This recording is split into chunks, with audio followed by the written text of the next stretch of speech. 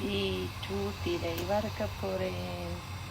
யாரெல்லாம் பீட்ரூட்டிலேயே கழிக்கிற நீங்கள் சொல்லுங்க. இதில் ஒரு நல்ல ஒரு வறுத்து சாப்பிடலாம்.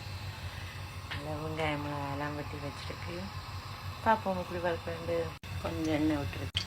கடுகு, பெருஞ்சீரகம், கொஞ்சம் சின்ன சீரகம் லைட்டாக தாளிக்க வேணும்.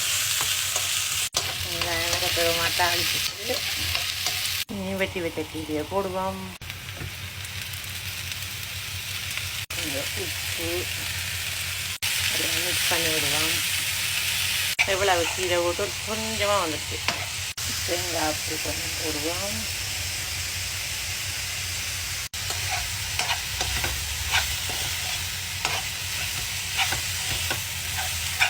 பச்சை முடிய நல்ல வரையாக வரும் தேங்காய் அப்படி.